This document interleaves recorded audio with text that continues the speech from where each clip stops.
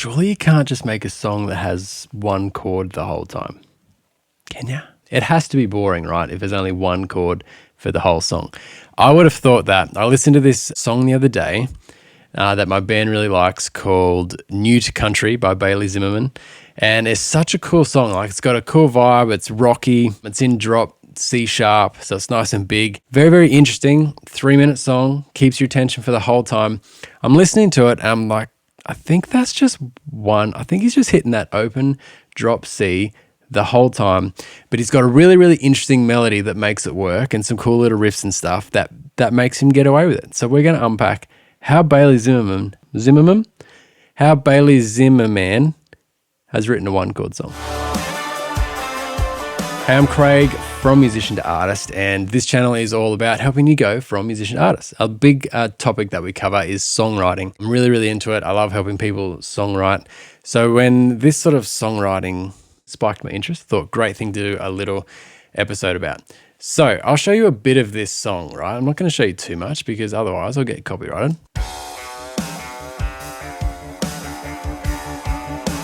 So that's like the little intro bit. So here's the big riff that drops in.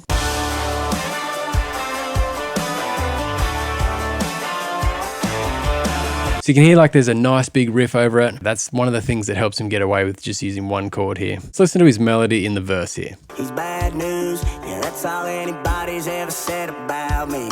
So again, interestingly, that's kind of just smacking that one note, isn't it? Let's go to the chorus melody, which is the bit that where he's really made this work. Ain't a thing changed round here but the money. What you hear there is like, he's gone same chord whole song, and then he's just gone these one big notes. So I think as I unpack this song, what makes it work, and I'm going to go through section by section and show you how it works, is that he's created harmony to that one chord with the melody, if that makes sense. So usually what you'll do is your chords create your harmony, and then your melody will be a little tune over that. So essentially what he's got is this big C sharp minor chord that's just there all the time. Then he's creating the harmony to that, which is his melody line, and it kind of does these big blocks as a chord progression would normally do, providing harmony, if you can catch me with that. And then the melody is just these little fills and runs that he does with either the bass or the guitar to kind of add some melodic flavor. But all the harmony is essentially coming from the melody. Crazy. I thought I must have got it wrong. Surely there's more chords in there and I'm just not hearing them. So, not that Ultimate Guitar is the be-all and end-all, but check this out. This is Bailey Zimmerman, New to Country chords. So he's got a capo on the 4th fret to make this an A minor shape. Verse 1, chorus. Verse 2, chorus. Guitar solo, chorus. One old chord. I teach some guitar in the primary schools, always looking for easy songs to play. Maybe we've found it. So what's he doing with this melody here? Let's have a look. So what I've done, just to make it easier for my head, is I've tuned this up one semitone. So it's in D because my guitar doesn't sound great in drop C sharp, but it sounds cool in drop D. So let's have a look at what we got here.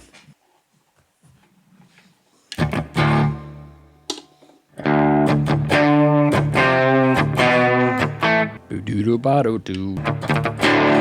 the kids playing at home, there you go. Then he's got like a... So that's kind of the riff. And then it is, I've noticed, it is a C sharp minor and not major. So we're in the key of D here. It just doesn't work if you play a D major. It's definitely that one.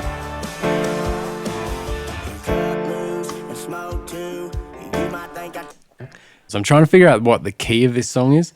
It's either C, and then that D minor the whole way through. Sorry, you have to forgive my transposition here.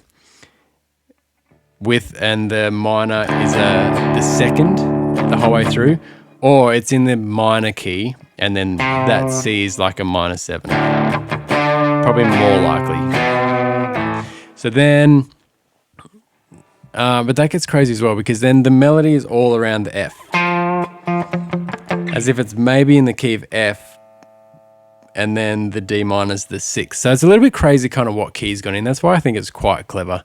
And that's how he's getting away with one chord, I think, because he's using, within the melody, he's using the minor 7ths. He's using a few sort of unconventional minor thirds and things to give it that sort of different. If it was just a G major and you're just hitting C's, D's and G's all day, that's when you'd run into a super boring song. Let's just pretend that it's in the key of D, because that's where we are now. So from now on, I've said C sharp a couple of times. The music said A minor.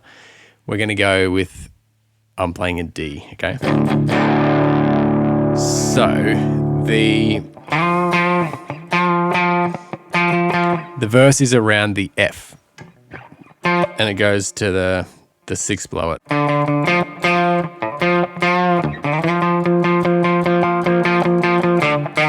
And then it jumps up to the A. So it's kind of going like a third there. Let's say it's in the key of, I don't know, if it's in the key of F. But that's probably the chord change that you'd normally do. You'd play like the first bit, there'd be a tune over the F, and then you'd go, then there'd be a tune over the A. So what he's done to make that tune is the first half of his verse is all the F, second half of his tune is all the A, and then it drops into the chorus. Ain't no thing changed round here. So he jumps up an octave from his verse, which is great songwriting, but again, just smacking that F. So I like with the chorus is these first parts here. Kind of want to show you. I reckon you go and have a listen to it so you can hear it as well. Basically split the chorus up into 4 parts. It's an 8-bar chorus here. So this first bit here is all around the F. So he goes like a minor third down from it. So it's like between the F and the D. He does drop down to the C there. But listen to this. So that whole section there, D minor chord, all around the F, right? So then he gets to here, this next two, he drops that down to a C.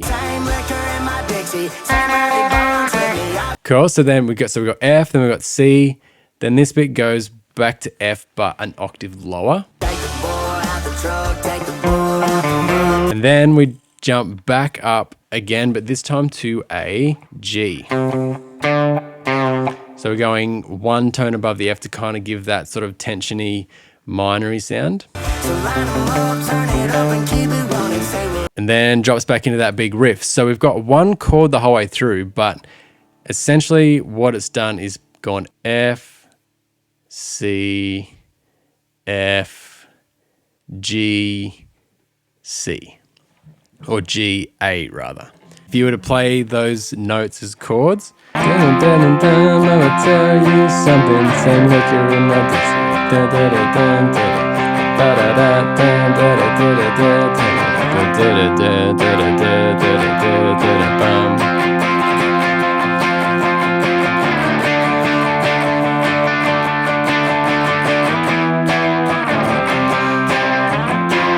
And then it goes back to the F there. So I think that's a super interesting, stop half sentence. That's a super interesting way to do a song. I just quickly map this out in piano just to give you a quick little visual here.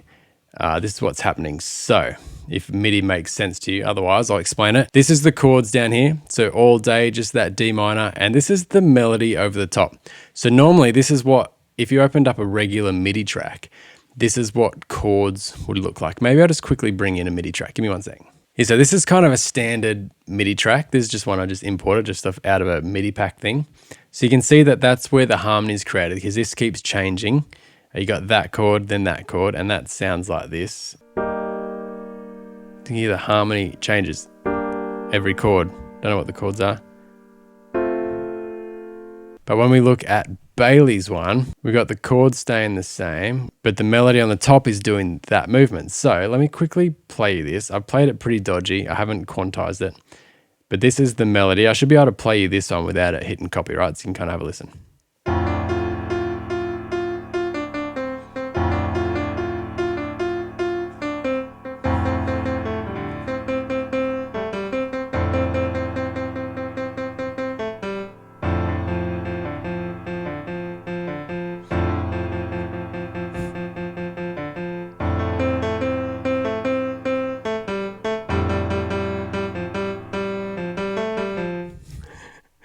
can't get much dodgier than that. But yeah, that's what brings the interest in the harmonies. So the other thing that's really cool is there's so many little riffs and runs. So sometimes the bass goes and does like a melodic thing. Sometimes the riffs on the guitar do it. Even when you get to this guitar solo here, he kind of rips a solo that's similar sort of notes to the melody, and they're just hitting that D minor underneath. Here we go. You know, the quiet chorus. Other than that, this song is kind of a slam dunk country pop song.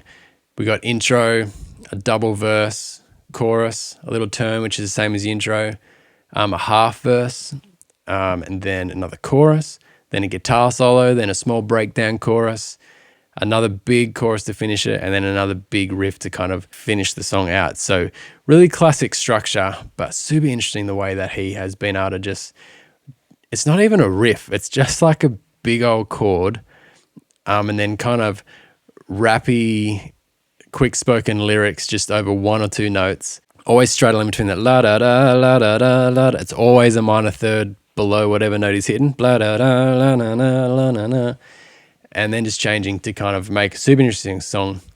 Hits nice and powerful. I'm excited for his album actually, because it seems to be a little bit of a shift from his previous stuff. You know, obviously he's been copying some flack from his mates or industry professionals or something, saying that he's changed his tune a bit, and he's saying, nah, I've always been country. So super cool song. Check it out. I'm always interested in different ways people go about songwriting, because while there's a box and while there's a structure, and I think this guy's nailed it with the actual structure of a song to be consumable by the general public and not just be some sort of arty music thing that nobody understands. So he's writing within that sort of structure, but he's found a really creative way to do that and kind of center it around one chord and use his melody to provide the harmonic difference in the song. Super interesting. I teach songwriting. I have a songwriting course that you can grab. I've got a free workshop actually if you want to just check it out. If you maybe resonate with the way that I teach songwriting, you'll get a good idea there. It's completely free. It's just a little 3-part thing where I write a song from scratch. I go through chords, I go through melody, I go through structure, rhythm, all those sorts of things. You can check that out in the link below. Otherwise, maybe you should watch this video up here. This up here. Let's go up here. I actually did a blind, analysis of Benson Boone's Beautiful Things when it first came out. It went #1. I hadn't heard it. So I kind of did a blind reaction to that and kind of talked about the songwriting techniques in that, which again, kind of fit within the mold of good, solid pop songwriting. But there's so many sort of differences in there which made that song really, really unique, and everyone loves it. So you can check that out up here. I think you'll enjoy it.